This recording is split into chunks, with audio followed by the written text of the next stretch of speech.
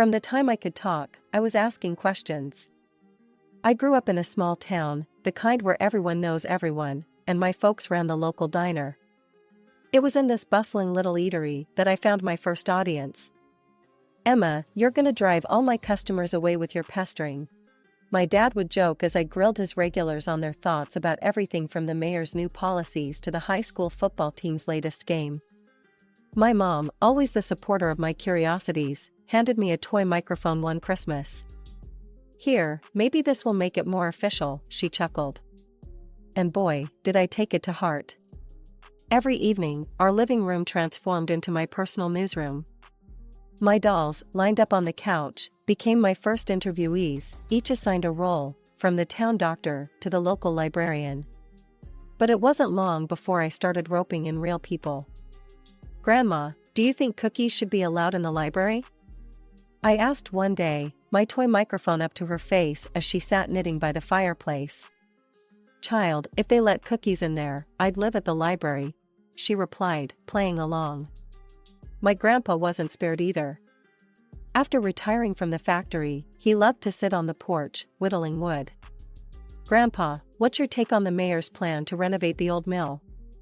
I'd quiz, standing with my notebook at the ready. "Damn fool if you ask me. Throwing good money after bad," he'd grumble, not looking up from his carving. These early interviews might have been child's play, but they sparked something in me, a love for storytelling and uncovering the truth. School didn't do much to quench this thirst. Instead, it gave me a platform. High school brought real opportunities, the school paper. Suddenly, I wasn't just a kid with a toy mic, I was Emma Hayes, junior reporter. I covered school board meetings, interviewed new teachers, and reported on every bake sale and book drive. By the time I graduated, I had a clear plan. I was going to go to college, study journalism, and become a professional reporter. Nothing could sway me. My heart was set, and my path was clear. As I packed up my stuff for college, my mom handed me a new, real microphone, a step up from the toy I had as a kid. "For your first real interview at college," she said, her eyes a mix of pride and sadness as her little girl was leaving the nest. "Thanks, Mom. I'll make you proud. I promise." And as I drove off to college, I knew I was stepping into a future I'd dreamed of since I was a girl with a fake microphone and a head full of questions. College was a blur of late nights, strong coffee, and endless stories. I dove into journalism headfirst, hungry for every bit of experience I could get. By the time I graduated, I wasn't just ready to take on the world of news, I was itching for it. Landing my first job at a local newspaper was like stepping into a dream. The office was chaotic, papers everywhere, phones ringing nonstop, and there I was, smack in the middle of it, eager as ever. "Hey, Emma, you're covering the city council meeting tonight. Don't screw this up, newbie," my editor barked on my first day. He was a grizzled old journalist named Frank, who'd seen it all and wasn't easy to impress. "Got it, Frank. I won't let you down," I replied, clutching my notepad like a lifeline. That night, I scribbled notes furiously, determined to capture every word. The next morning, Frank tossed a copy of the newspaper on my desk. My article was front and center. "Not bad for a start, kid. Keep this up, and you might just make a name for yourself." I grinned, feeling a swell of pride. I was on my way. From city politics to local festivals, I covered it all. But it wasn't just about attending events and writing reports, it was about digging deeper, finding the story beneath the story. One chilly afternoon, while covering a local business conference, I bumped into a man in a sharp suit who looked lost. "Excuse me, ma'am, can you point me to the panel on economic development?" he asked, looking around confused. "Follow me, I'm headed that way myself." "So, what's your interest in economic development?" I asked, sensing another story. "I own a tech startup. We're trying to figure out if this town's ripe for our next expansion," he explained as we walked.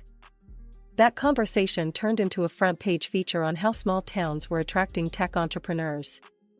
The story caught fire, and suddenly, I wasn't just a reporter, I was Emma Hayes, the voice of our evolving small town. With each story, my reputation grew. I moved from the local paper to a regional magazine, where the stakes were higher, and the stories more impactful. Emma, I need you on the entertainment beat this month. There's a film festival coming up, and I want behind-the-scenes scoops, not just fluff. My new editor, Sheila, instructed. No fluff, got it. I'll dig up something good, I assured her, eager to prove myself in the new arena. At the festival, I caught wind of a dispute between a well-known director and a young actor. Instead of just covering the event's glitz and glam, I found myself mediating and interviewing both parties. Why should I talk to you? You're just gonna twist my words, the director snapped when I approached him. Look, I'm here to give you a fair shot to tell your side. I'm not in the business of twisting anything, I shot back, not backing down. He eyed me warily, then sighed. Fine, let's have it then. But I'm watching you, reporter. The article was a hit. It painted a complex picture of the challenges in the film industry, far from the usual red carpet coverage. Readers loved the insight, and my phone was buzzing with compliments and more tips for stories.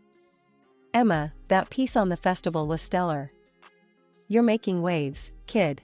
Keep at it, Sheila said, a rare smile cracking her usual stern demeanor. With every article, every interview, I felt like I was building not just a career, but a legacy. The more stories I told, the more I realized how much there was to tell, and I wasn't going to stop. Being a recognized face in journalism, especially as someone stirring up the local scene, got me invites to every highbrow event in town. But it was at a charity gala dedicated to raising funds for children with cancer where my life took an unexpected turn. That night, draped in a simple yet elegant black dress, I was ready to cover the event, not knowing it would lead me into the personal story of my life. I was sipping on some sparkling water when he approached me, Michael Sterling, a name synonymous with generosity in our community through his work with his charitable foundation. Emma Hayes, right? I've seen you on TV. You're much more beautiful in person, he said, flashing a smile that I later learned had won over countless donors and supporters. Thanks, Michael. Your foundation's work is impressive. It's not every day you see such dedication, I replied, genuinely admiring what I believed was his commitment. The connection was instant. His charm wasn't just surface deep, or so I thought. He was knowledgeable, witty, and seemed genuinely interested in making a difference. We talked the entire evening, about everything from journalism to the intricacies of running a nonprofit. As we started dating, he introduced me to his mother, Victoria Sterling, the co-founder of the charity and an imposing figure with a steely gaze. I've heard a lot about the entertainment on television these days, she remarked during our first meeting, her tone suggesting disapproval. Television has all sorts, Mrs. Sterling. I stick to telling stories that matter, I responded with a shrug, trying not to let her obvious skepticism get to me. Our relationship blossomed despite Victoria's icy demeanor. Michael was adept at smoothing over any awkwardness, always there with a compliment or a thoughtful gesture. After a year of whirlwind romance, we got married in a small, elegant ceremony. Married life meant more involvement in Michael's charity. I found myself covering their events, my public profile lending more visibility and credibility to their cause.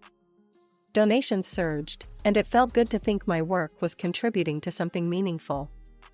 As months rolled on, Victoria's sharp comments became more frequent, especially when we were alone. I saw your last piece on the mayor's housing policy. Be careful, Emma. People don't always appreciate the truth. You might find yourself less popular if you stir the pot too much. Isn't the truth the point of journalism, Mrs. Sterling? I countered, my patience wearing thin.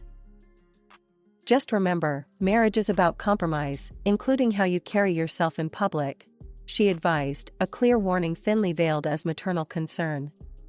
I nodded, biting back the retort that sprang to my lips. Michael, ever the mediator, would later smooth things over, telling me, "She means well, Emma. She's just set in her ways. Let's not ruffle feathers." So, I continued, my career intertwined more deeply with the charity than I ever intended. At every event, smiling beside Michael, part of me wondered if the smiles we wore were just another mask for the cameras. But I shook off the doubts, focusing on the good we were purportedly doing. Buying the house with Michael felt like the last piece of our perfect life puzzle clicking into place. It was a beautiful, sprawling property with gardens that could have been torn from a magazine cover. I walked through the rooms, envisioning the laughter of children echoing through the halls, the kind of dreamy future I'd always hoped for. But Michael threw cold water on that dream quickly. "Emma, let's not rush into kids. We've got so much going on, and with the charity taking off, it's just not the right time," he said one evening as we unpacked the last of our boxes. I tried to hide my disappointment. "Sure, I get that. We can wait," I replied, tucking away my hopes like the linens I was storing in our new oak cupboard. As the days turned into months, the house felt less like a home and more like a beautiful stage set. The real act played out every Sunday at dinner with Michael's mother, Victoria, who perfected her role as the doting mother-in-law in public, only to reveal her true character behind closed doors. One such Sunday, as we sat around the lavish dining table laden with fine china and crystal, Victoria started in on me, her words sharp and precise. "Emma, darling, I saw your last interview. It's a wonder you managed to keep your job, laughing like that on air. You sounded like a nervous schoolgirl." Her words stung, and I felt Michael stiffen beside me. But instead of coming to my defense, he only nodded in agreement with his mother. "Mom's right, Emma. You need to be more polished. This isn't some college news show." I swallowed the lump forming in my throat, forcing a smile. "I'll work on it, Victoria. Thanks for the feedback," I managed to say, my voice steady despite the turmoil inside. As these dinners became a recurring play of subtle jabs and overt criticisms, I began to dread them. Every critique from Victoria was a needle to my confidence, and Michael's complacency only twisted it deeper. After one particularly harsh dinner where Victoria had criticized everything from my cooking to my conversational skills, I found myself sobbing in our pristine bathroom, the marble countertops cold under my hands. The next morning, my eyes puffy from tears, I faced Michael in the kitchen. "Does it really not bother you, what your mother says?" I asked, hoping for some sign of support. "Look, Emma, she's my mother. She means well. You need to toughen up. This industry, our social circles, they're brutal. If you can't handle her, how will you handle real adversaries?" he said, not meeting my eye. I was silenced by his words, the implication clear, I was on my own in this. As he left the room, the finality of our conversation hung heavy in the air. It was an ordinary Thursday morning when my mother-in-law showed up unannounced at our door, her face set in a determination that usually spelled trouble for me. "Emma, dear, we need to chat. It's urgent," she said, sweeping past me into the living room with the air of someone who owned the place. Once we were seated, she didn't waste time. "The foundation is in a tight spot financially. We've got a charity evening coming up, and I want you to spearhead it. It'll be attended by some very influential patrons," she declared, her tone brooking no argument. I was taken aback. "Me? Victoria, I've never organized anything on that scale before." "Oh, you'll learn. Besides, with your public image and the trust you've garnered, you're the perfect face for the event. Think of this as broadening your horizons," she said, a sharp glint in her eye that I couldn't quite read. The conversation felt loaded, her intentions wrapped in layers I couldn't peel back just then. "All right, I'll do my best," I agreed reluctantly, feeling the weight of her expectations pressing down on me. "Excellent. Oh, and while you're up, could you set the table for lunch? I'm famished," Victoria added, dismissing me to the kitchen as if I were a maid in my own house. As I left to fetch the plates and cutlery, I realized I'd forgotten my phone on the coffee table. Just as I was about to go back for it, I heard their voices, Victoria and Michael, murmuring in the living room. Curiosity pinned me in place, just out of sight. She's so beloved by the public, it's the perfect setup. Once we get her to take over, we can execute the transfer, and then when everything collapses, it'll be Emma left holding the bag," Victoria explained with a cold laugh that chilled me to the bone. The plan was horrifyingly clear. They intended to use me as a scapegoat for whatever shady dealings they were embroiled in. A tightness gripped my chest, but I forced myself to walk away, to prepare lunch as if nothing had happened. At the table, I played the dutiful wife and daughter-in-law, smiling and nodding while my mind raced with the betrayal. The food tasted like ash in my mouth, but I kept my facade intact. That night, Michael was his usual, detached self, not once betraying the conversation I wasn't meant to hear. I lay beside him in bed, staring at the ceiling, the darkness around us a mirror to the bleakness settling in my heart. "What's on your mind, Emma? You've been quiet all evening," he finally asked, some semblance of concern threading his voice. "Just thinking about the charity event. It's a big responsibility, you know?" I said, keeping my voice neutral, hiding the storm inside. "You'll do great. You always do," he replied, and turned over. The conversation closed. But sleep eluded me. I got up, pacing the silent house, grappling with the enormity of their deceit. How could I, known for my integrity, become entangled in their web of lies? How deep did this betrayal run, and how could I protect myself? I woke up with a heavy heart but a determined mind. After Michael left for the office, I immediately called Lisa, my old college friend who had become a sharp-witted lawyer. "Lisa, it's Emma. I need to talk, something serious," I said as soon as she picked up. "What's going on, Em? You sound stressed." Lisa's voice was full of concern. "It's Michael and his mother. I overheard them planning to use me as a scapegoat for embezzling funds from their charity," I confessed, my voice barely above a whisper. "Emma, that's serious. But without hard evidence, accusing them could backfire on you," she cautioned. "I know, and with the charity event coming up, I barely have time to breathe, let alone play detective. Let me help. I know someone experienced with charity events. He can take over the planning, which will free you up to gather evidence," Lisa offered. "That would be a lifesaver," I sighed in relief, grateful for her swift support. "Don't worry, I'll handle the event side. You focus on digging up what you can," she assured before hanging up. With the event in capable hands, I turned my attention to gathering evidence. I knew Michael's office was at the charity's headquarters, but he often worked from his home office, where he kept a duplicate of all his work files. Lucky for me, I knew his password. It was our anniversary date. Once inside his office, the search was meticulous. His computer was a goldmine. I found financial statements and email correspondences that confirmed the misuse of funds, and even references to fake charity cases. It was all there, black on white. I copied everything onto a USB stick. But I needed more than documents. I needed their own words against them. Remembering a small voice-activated recorder I had tucked away in a drawer, I decided it was time to use it. I placed it discreetly in the living room, hoping to catch any incriminating conversations.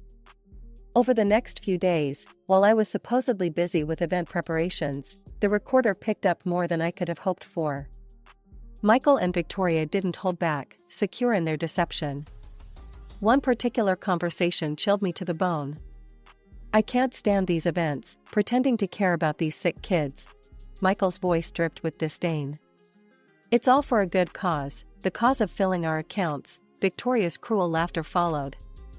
Their words, cold and clear, were the final nails in the coffin. They weren't just using the charity for money, they were utterly heartless. The night before the charity evening, Victoria came over to check on the preparations. "I hope everything is ready for tomorrow, Emma. Don't embarrass us," she warned, eyeing me like a hawk. "Everything's set. The guests will love what we've planned," I assured her with a calm I didn't feel. Her gaze lingered on me a moment longer before she nodded stiffly and left. Sleep was elusive as I played over the possible outcomes of tomorrow's revelations. By morning, a resolute calm had settled over me. Today would be the end of one chapter and, hopefully, the start of something cleaner, something honest. The grand ballroom was abuzz with the chatter of well-dressed guests, their eyes wide with admiration for the lavish decor and the noble cause they were gathered to support.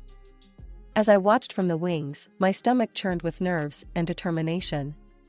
This evening would change everything. Victoria took the stage first, her voice resonant as she addressed the crowd. "Tonight, we celebrate the incredible progress we've made for these precious children," she said, gesturing to the large screen displaying the smiling faces of young beneficiaries. The room filled with applause, some guests wiping away tears at the touching display. Michael followed, his charm dialed up as he spoke passionately about the need for more funds. "Let's not just meet our goals, let's double them, for the sake of these children who rely on us," he implored, as the account details flashed on the screen. Text messages pinged around the room as guests received the donation instructions. Then it was my turn. My heart pounded as I took the stage, the microphone slightly trembling in my hand. "Thank you, everyone, for your incredible support," I began, my voice steady despite the storm inside. "Before you proceed with your generous donations, I ask for just a few more minutes of your attention." I nodded to the technician offstage.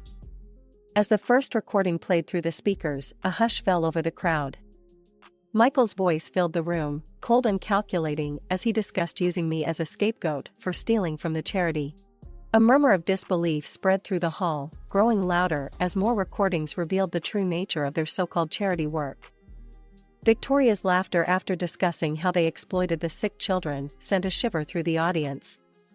Then, with a click, the damning financial reports appeared on the screen, detailing years of embezzlement and deception. The room erupted. Angry voices clashed with cries of betrayal. "How could they?" someone shouted from the back. Michael, his face pale as paper, tried to slink away, but the police, already waiting in the wings on my cue, moved swiftly to detain him. Victoria, meanwhile, stood frozen, her eyes locked on mine, burning with fury. "This is why I hated you from the start," she hissed at me across the noise, her veneer of sophistication shattered. The guests were now demanding refunds, their previous admiration turning to scorn as they confronted my in-laws. The live broadcast on my social page was lighting up with comments, the viewership numbers skyrocketing as word of the scandal spread. My divorce from Michael was as clinical as it was quick, thanks to Lisa's relentless advocacy on my behalf. "You're going to start fresh, Emma, on your terms," she assured me as we signed the last of the papers, securing my half of the house. Michael and his mother faced a barrage of lawsuits from disillusioned patrons and long-standing supporters of the foundation. The courts didn't go easy on them, both were convicted of fraud. They ended up having to sell everything they owned to cover the settlements, but even that wasn't enough. They were left drowning in debts, a stark end to their fabricated empire of benevolence. In the aftermath, I threw myself into my work with renewed vigor. Armed with the truth, I conducted a deep-dive journalistic investigation into the dark underbelly of nonprofit organizations. My findings were eye-opening and sparked widespread debate, highlighting the vulnerabilities in charity operations. The report was broadcast on major networks, drawing attention and accolades from all corners of journalism. Inspired by the overwhelming response, I penned a book titled Living with a Monster. It detailed my personal ordeal and broader issues of trust and corruption in philanthropy. The book struck a chord with readers worldwide, quickly climbing the bestseller lists. One evening, as I sat in my new cozy apartment nestled in a friendly neighborhood, I reflected on my journey. The walls, lined with awards and tokens from my travels, seemed to echo back a life story of triumph and trials.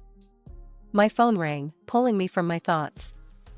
"Emma, it's Lisa. I just finished your book. It's incredible. You've turned your pain into something profoundly impactful." Lisa's voice was thick with emotion. "Thanks, Lisa. It was hard reliving it all, but if my story can change one person's perspective or prevent this from happening to someone else, it was worth every word," I replied, feeling a sense of peace. Beyond the acclaim and the success, I found a deeper purpose. I donated a significant portion of my royalties to a new charitable foundation, one I thoroughly vetted and believed in.